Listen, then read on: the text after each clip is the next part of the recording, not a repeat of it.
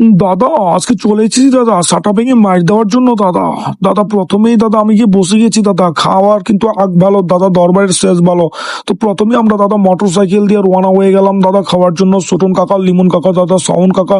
আর এই দাদা সাটা ভেঙে মাইর দিয়েছে, এক একজন কি মেয়ের দিয়েছে রে দাদা, কি বলবো আপনাকে দাদা। ফুটবল খেলায় পারদর্শন পারফরমেন্স ভালো করুক বা না করুক দাদা, খাওয়ার দিকে কিন্তু দাদা পারফরমেন্স ভালো ছিল দাদা আমাদের। বিশেষ করে দাদা হাক্কানি কিন্তু সাটা ভেঙে খেয়েছে দাদা, দাদা ভরে খেয়েছে। তো প্রথমেই গিয়ে দেখলাম দাদা হাসিম ভাই কিন্তু দারুণ রান্না করছে। আমরা জানি আপন মধ্যপাড়ার মধ্যে হাসিম ভাই কিন্তু দারুণ রান্না করে, মানে অমৃত দাদা, চেটে পুটে খাওয়ার মতো রান্না বান্না করে দাদা। তিনি কিন্তু শখের বসে রান্না করে দাদা, ঠিক আছে। পারিশ্রমিক কিন্তু বাবা দাদা এমনিতেই দাদা কোনো টাকা পয়সা কিন্তু নেয় না, তিনি কিন্তু শখের বসে এগুলো করে থাকেন।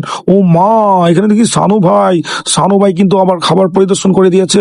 হাক্কানিকে দেখতেছি দাদা খেলায় কিন্তু দাদা 4টি গোল খেয়ে ফেলেছে, কিন্তু দাদা গোল দিতে পারেনি দাদা। কি খেলা খেলে আল্লাহ জানে দাদা, এগুলো সাটা ভেঙে খাই দাদা, খাওয়ার জন্যই জন্ম হয়েছে। পেটের কি অবস্থা, শরীরের কি অবস্থা, তারপরেও খাওয়া দাওয়া বন্ধ নাই, চেটে পুটে খাচ্ছে। এই দেখুন সবাই উঠে গেছে, তাদের খাওয়া এখনো শেষ হয় নাই।